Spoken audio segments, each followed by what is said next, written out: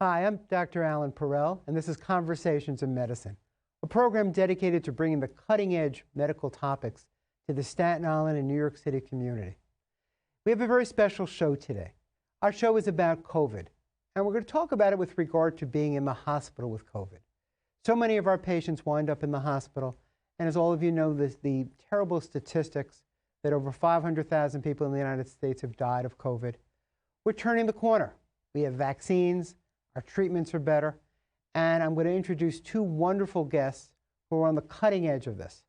When you talk about frontline people, they include our emergency room technicians, people on ambulances, EMTs, nurses. But sometimes when people come to the hospital, there are physicians that have to see the patients with COVID every day, multiple times a day, and try to get them through this event. And we do have a much better prognosis than we had in the past. So let me just introduce our wonderful guests. First, to my far left is Dr. Nfonoyim, a good friend of mine, someone I'm always happy to do the show with me. He's the vice chairman of the Department of Medicine at Richmond University Medical Center. He's the chief of the critical care unit, which clearly we will talk about respirators and ventilators and what happens in the intensive care units. And he's also the head of the residency program. So that makes him a major league teacher. Takes young doctors, medical students and young doctors, and really tries to train them and help them become fine physicians. And we're going to talk about one of the fine physicians here. This is Dr. Francine Fu. Pleasure to have you here. She's a resident at Richmond University Medical Center. And there's a term for residents that talk about what year they are. She's a PGY2, and that means postgraduate year, second. And that means she's had a 1 year before, so she's in her second year. And it's been a difficult, I'm sure, time that when you first came out, that's when this pandemic really started. And we'd love to hear your experiences with this and how things are going at the hospital now. So I want to say welcome to both of you, and thank you for coming. And I want to bring to our wonderful audience the perspective of what happens in the hospital. We've heard so much about what's going on with this pandemic with COVID. And the idea that if someone goes into the hospital, does it mean they're not going to come out? Does it mean that we're never going to see them again? And early on, there were a lot of stories that we've seen in the press where people went to the hospital and their families weren't allowed to visit. Are things changing? And what treatments are available? And where we've come in the last year plus. So it's a pleasure to have you guys here, and I'm going to sort of get started and really ask, say someone is exposed to COVID, and we have millions of people in the United States, many people in the New York City area, many people on Staten Island, the borough that we're in right now, and they test positive. People test positive at urgent care centers because they might not be feeling well. They might be testing positive because of tracing, because they were exposed or came into contact with someone with COVID. When does someone know they have to go to the hospital? Does everyone have to go to the hospital?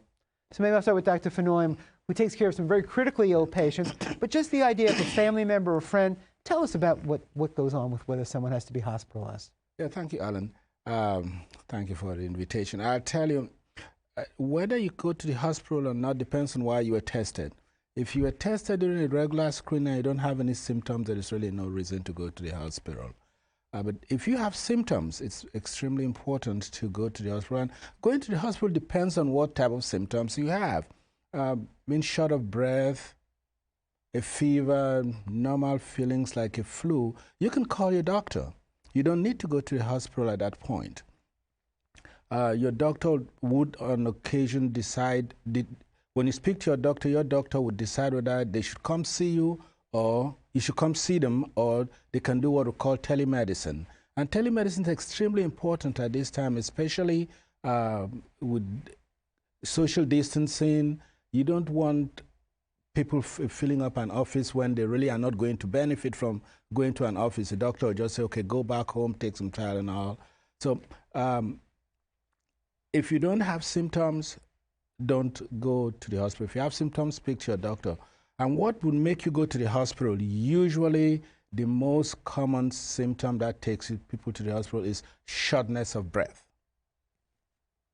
Shortness of breath and severe chest pain, change in mental status. Those are the symptoms that if you have, you need to go to the hospital.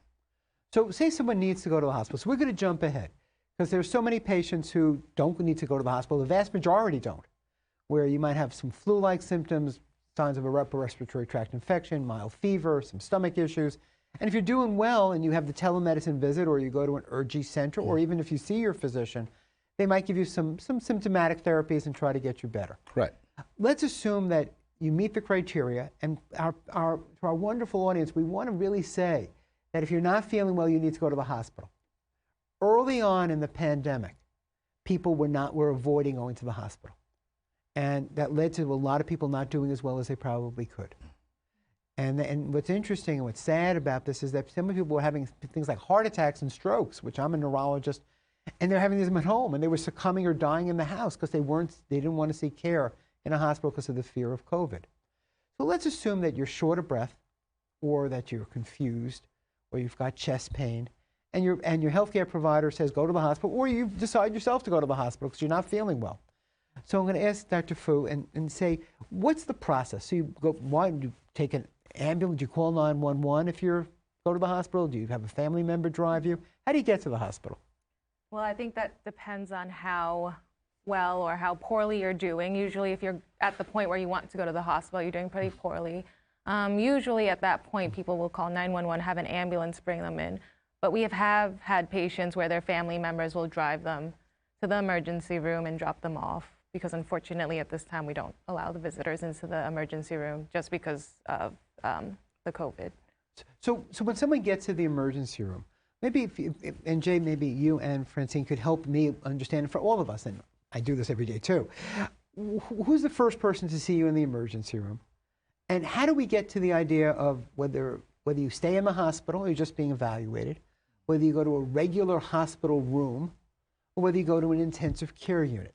So we're going to take those steps now. So someone comes to the hospital, and the word triage, I watch MASH, I've been in the hospital enough times, I've been in the emergency room. I used to moonlight in an emergency room many years ago. So what does the term triage mean, Jay, and who sees them? I mean, triage is a way of assessing patients and channeling them to where they need to go. And the one thing that I want to mention is if you do call the ambulance, if you do call the emergency room, it's very important to let them know that you've tested positive for COVID. This does help as well on how you get received into the hospital and what precautions need to be taken. And even the ambulance coming to pick you up, everybody's cautious about what's going on. They use their PPE and the PPE, but if they know you've been handled separately. Now you come into the emergency room. If we know you have COVID, the emergency room has been divided now into sections where if you have COVID, suspected COVID, you're taken to a particular area separate from where other patients go to. And in that, when you get there, the emergency room physician sees you, or the nurse sees you, the emergency room physician also sees you, and they evaluate you and determine whether you go back home, you get admitted to a regular floor, or you get admitted to an ICU. So Francine, if you could try to differentiate a little bit. When do you send someone home? When do you send people? Again, there's no strict guidelines. Clearly, a lot of it is based on how you are when you come in. Right. If you're a 95-year-old patient who comes in with multiple medical problems, it's one thing. If you're a younger person and you have minimal symptoms, which you were just concerned about, it's different. So give us a little idea how we make that decision or where someone goes. I mean, there's a lot of factors that we look into. Like we were talking about before, you get triage, then triage nurse will take your vitals, so that's your temperature, your blood pressure, heart rate, and they'll also check your pulse oximetry, see concentration of the oxygen in your blood. So tell us about a pulse oximeter, because people, you know, that little thing we put on the finger. So tell us about it, and tell us if we all need one in our own house. So I don't think it's necessary to have one in everyone's house, but it's a little device. We put it on your finger, and it kind of tells us how much oxygen, how well you're oxygenating throughout your body. You know, and normal readings are usually in the higher 90s. This can vary if you have underlying COPD, things like that. Lung disease or something else, right? Exactly. So when the number goes down, say someone has it at home, and say someone has COVID in the house, and should they be checking their pulse oximeter, their oxygen at home, if they're home and they have COVID? Yeah, the recommendation is to check it 2 times a day. And what numbers are they looking for, over or under? You want to keep it above 95. Above 95. When it's below 95, it's time to ask for help. Okay. So they do all this in the emergency room. So if the numbers come down less than 95 or someone is short of breath, you said you go to chest x-ray, you do a number of tests. And if someone looks like they're not doing well, you would admit them to the hospital? Yeah, so typically, you know, if they come in with a high fever, we take their pulse ox, it's on the lower end, lower 90s, sometimes even the 80s. And if we'll do a chest x-ray, we can see how badly the COVID has infected their lungs. Because it causes pneumonia. Right. And then based on those parameters, we decide if we're going to admit the patient to our hospital or send them back home. Okay. So if you admit them in the hospital, and then I'll go to Dr. Nfonoyim, who's the director and chief of the critical care units. When you get a phone call, and you get phone calls all the time, so do I sometimes, not as much as you, but I'm sure we get a lot of phone calls from our patients. Tell us, how do you decide if someone goes into the intensive care unit?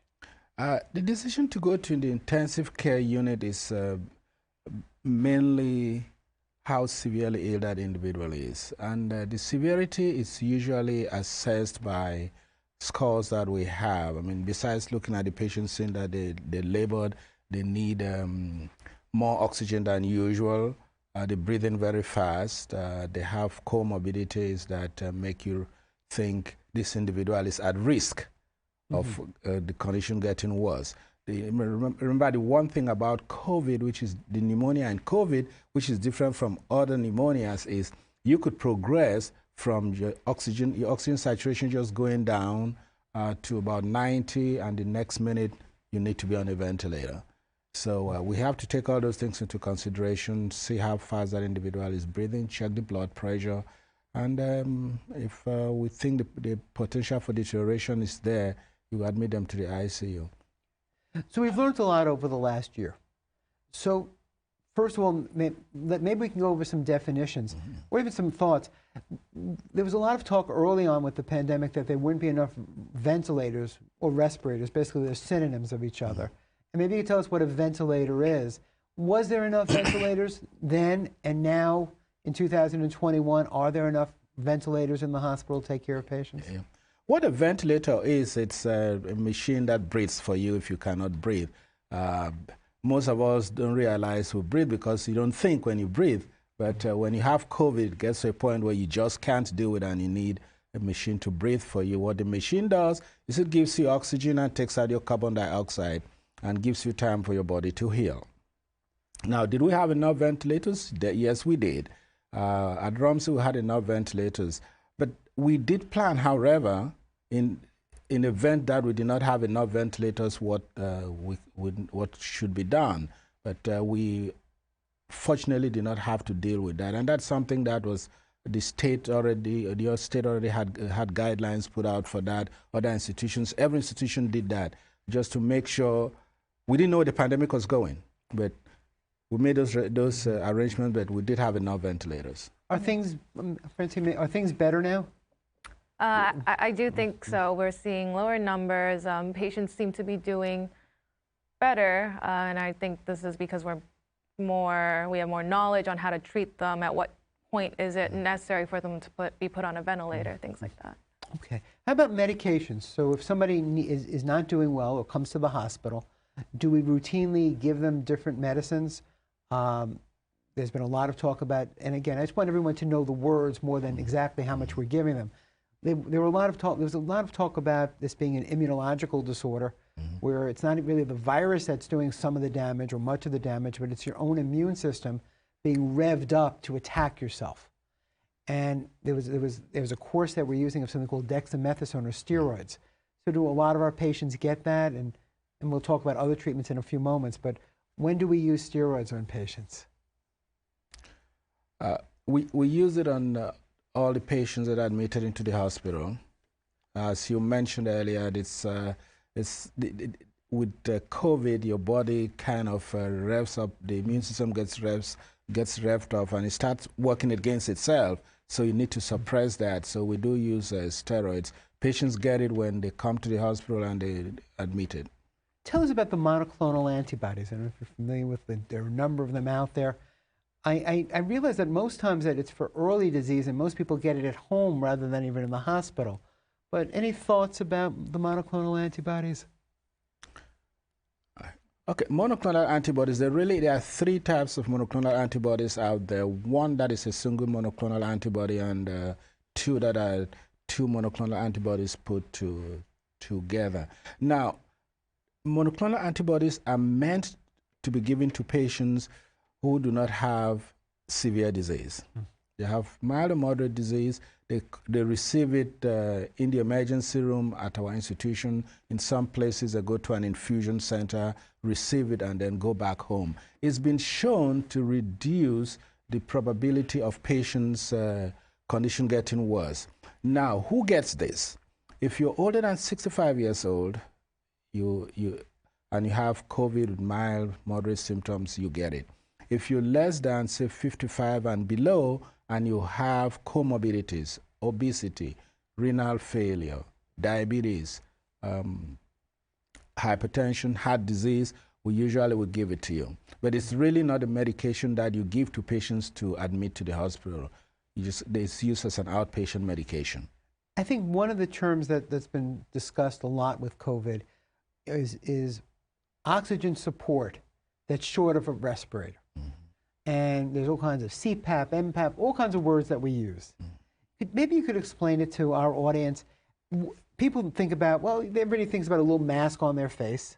That they understand, or a little cannula when they go for a procedure.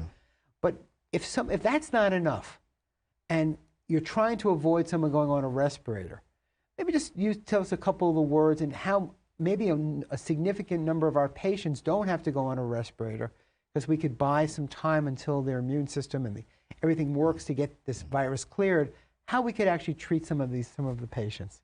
So tell us a little bit about what kind of other devices you have. Right, so before, we get to the point of intubating someone and putting them on a ventilator, of course we start first with the nasal cannula. It's a small oxygen delivery device, just goes through the nostrils, and then we can upgrade from that to what we call a Venturi mask, which will cover the whole face, and it's a higher concentration of oxygen. If there's needing more, then we can switch to a non-rebreather, which is also a mask, covers the nose and the mouth, and also has a reservoir of oxygen.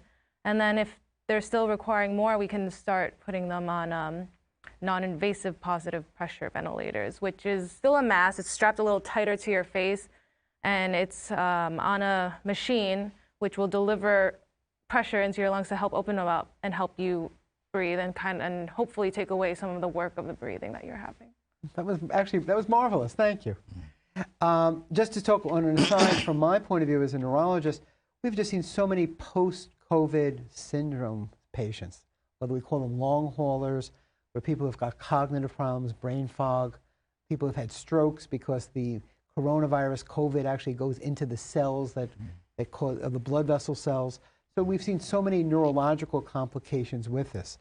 And again, the kinds of treatments that you guys do at the hospital really has a major effect of how patients do long-term when they get to see people in the office or outpatient.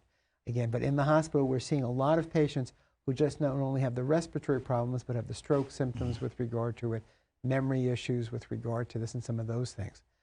What I'd like to go on and really try to make this a personal event. You guys, as you said, you started your residency probably just around the time this has became the pandemic. And Dr. Nfonoyim, I've seen you in the hospital. Every day I go there gowned up with multiple masks and this apparatus, and to protect yourself and, of course, to protect patients. If you can give me a little bit and tell our viewers a little bit about your experiences during COVID, during this pandemic, about patients that you've met, families that you've met, or families that you've had a call. So whoever wants to go first, please, I'd love you to tell us a little bit about what's happening and really how proud we are of the work at Richmond University Medical Center. I mean, I can't tell, I've trained in Manhattan, I've been to multiple hospitals, and I really can't think of a better group of people who've taken care of patients, from the dietitians who've come in, from the people cleaning the rooms, from people, the nurses, of course, the nursing assistants, to the physicians, to everybody taking care of patients and really caring for them so much. I mean, when we've had patients walk out, there have been people clapping and happy, and sad to say that doesn't always happen. But maybe if I can give you just a few minutes to think about what your personal experiences of this have been. Well, maybe Francine, I'll have you go first. Okay, sure. I mean, you know, I've seen COVID affect patients of all ages. I've had young patients in their 20s. I've had older patients in their 90s. And it's really hard to predict who kind of does well and who doesn't do well. For instance, I had a young 24-year-old in the emergency room. He unfortunately had diabetes. He was in the ICU, intubated, and unfortunately he did not do well. On the other hand, I also had an older 60-something-year-old in the emergency room. I was seeing him, and at one point I made the decision that he needed to be intubated in the emergency room. So as he was being intubated, the whole time I'm thinking, oh man, I don't know if he will ever come off the ventilator. But he ended up going to the ICU, stayed on the ventilator for quite a while, ended up getting a tracheostomy, which is an airway that we would put through your trachea to get, you know, the tube out of your mouth. And he was on that for a while, and he ended up doing better, and we got him off sedation. He ended up going out to a nursing home and doing well. Well, that's marvelous. Yeah. How about you, Jay?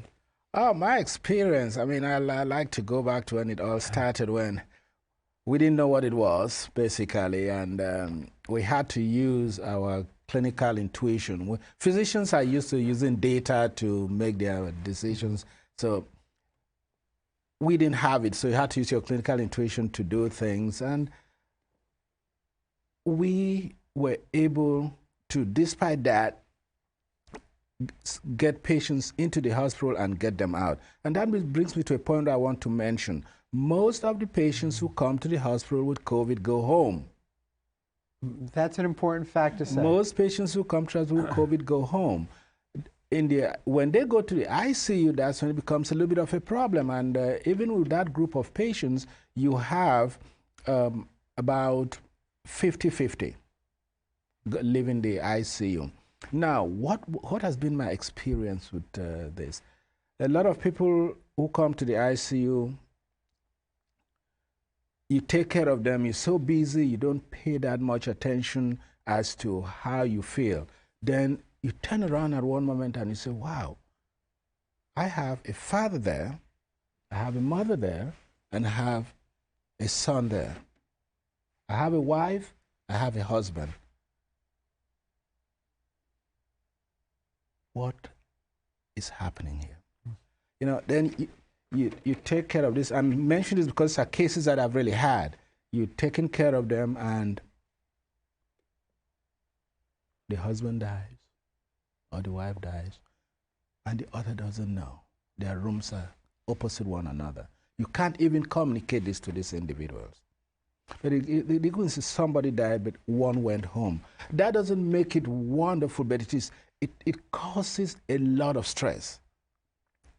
There are ethical issues involved. It's very traumatizing. And, you know,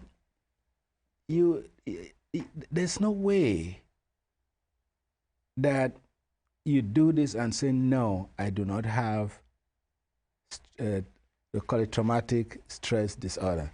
It's not post-traumatic. It's current traumatic stress disorder, and we go through that every day. But at the end of the day, some people go home and some don't. Yeah.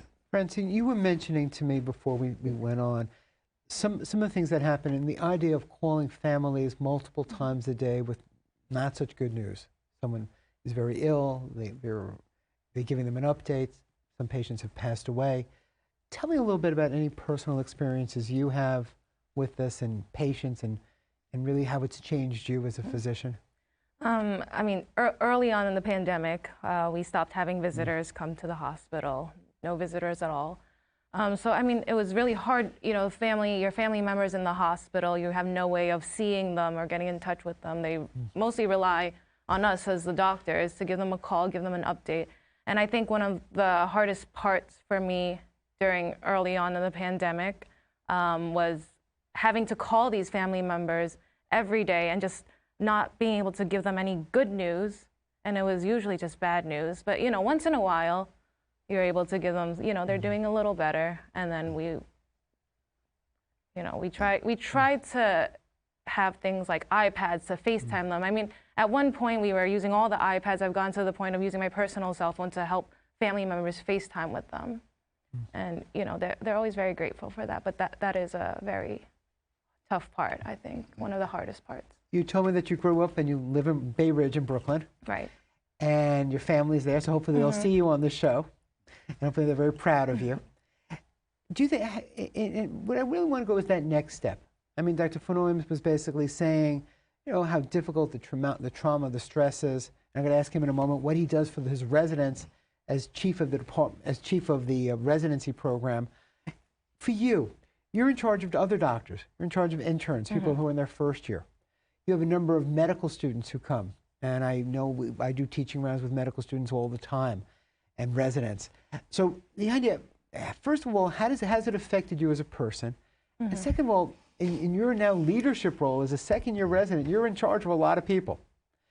How has that changed you with this? And what are their opinions about it? And how do you make them feel better in order to get through their day?